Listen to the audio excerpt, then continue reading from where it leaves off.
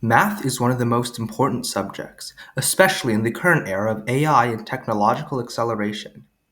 Our Howard County Chinese School has long been highly supportive of students' exploration and thinking in mathematics, encouraging the pursuit and appreciation of its beauty. Recently, we had the privilege of interviewing Professor Shen, one of the leading figures in this field. I'm sitting down with Shen, Carnegie Mellon professor, coach of the gold-winning U.S. Math Olympiad team, and the mind behind the live learning platform. We dive into creativity and problem solving, the importance of new ideas, and his vision for making high-level math accessible to everyone. Let's see what he has to say. Hi, I'm Joe Lee with the Howard County Chinese School. Could you please introduce yourself with cameras? Sure. Hi, I'm Shen Lo. I'm a math professor at Carnegie Mellon University. And nowadays I just travel the entire country and world trying to help bring more people to be really good at thinking. What impact do you hope to make on the world with this world tour? Yeah, I'd say that the main general goal that I have on everything I do is to build a more thoughtful world. But thoughtful to me is it's a very carefully chosen word.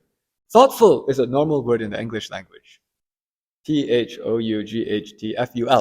One L. That's one word. But that one usually means thinking about what other people will need.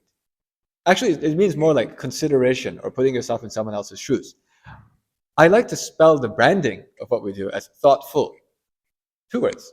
Thoughtful. Full. Full of thought. Full of thought. Yeah. So the whole point is I want people to think, hey, it's important to be full of thought, but also thoughtful makes you think about thoughtful.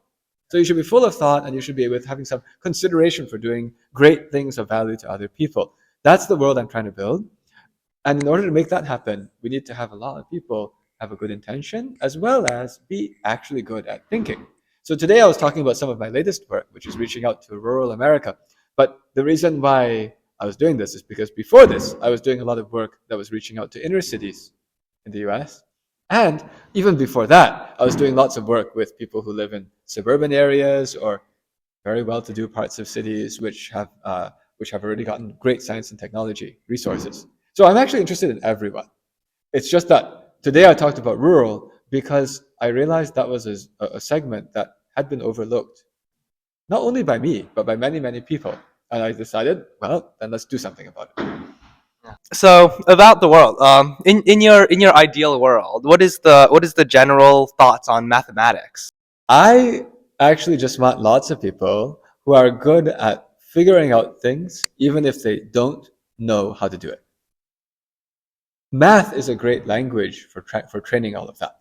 You see, in this world, we keep facing new things that we've never seen before, and no one knows what to do about it. And if the only way you know how to handle things is based on whether somebody else in the world has done it before, it's very hard for people to face new situations. I think that math can be used to teach people how to come up with new ideas, specifically using the kind of math that appears in middle school math contests, like math counts or AMC 8. I like that kind of math because those questions don't require too much crazy math knowledge, but they do require a lot of creativity. My dream is that people can actually do those problems with no time limit. So again, in those contests, there's a time limit because that happens to be a contest. But I think that if we could have tons and tons of people in the world able to do these non-routine questions that they have literally never seen before, but they can think of a way to solve it, that skill is what we need in as many people as possible. A lot of kids in our county, they want to do like competition math. The Chinese school has several classes for this kind of thing, not just for competitions, but like for like the beauty of math, the symmetry in everything. What would be your suggestions to those kids on like how to go onwards? Now, it's also very important then that whenever those classes are being taught, they're taught in a way where the teacher is very encouraging, especially encouraging new ideas that are generated by the students. So I'm very careful with this whenever I'm teaching, and with the whole online school that you just mentioned that I run. That school, we make sure that all of the teachers are always encouraging you whenever you come up with a new idea. Yeah. Yeah, I guess how would you like for someone who like stressed out by math that are like have like math like anxiety? And so what techniques would you say would help them? The first thing I would do is try to figure out, why are you anxious? Are you anxious because you have bad memories of when you were young, when you were looking at math problems and somebody was telling you, it's wrong again? How come you don't remember? Why so slow? If that's going on, it's helpful to first remember or know that real math has nothing to do with how fast or accurate you are. There are calculators. You can use calculators. But in the real world, I actually do use calculators. But that's because in the real world, the real interesting question is not what the answer is for the multiplication, it's which numbers to multiply in the first place. So even if you were not great at the timed test on mental math, don't worry, fresh reset. High school stuff is different.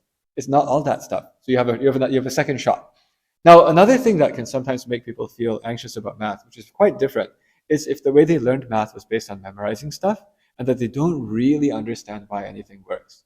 Then it's anxiety inducing because you're always asking, am I allowed to do this? If you have the summertime, I would then say, use the summertime and try to actually learn how to think about things.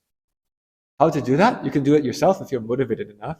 Go back to the book and say, why exactly does this work? Why can I do add these numbers? Or why exactly is sine of 91? What does that mean? Don't just memorize. Yeah. I guess that's it. Yeah. Thank you. Sure, my pleasure. Yeah. Good Okay. luck. Thanks.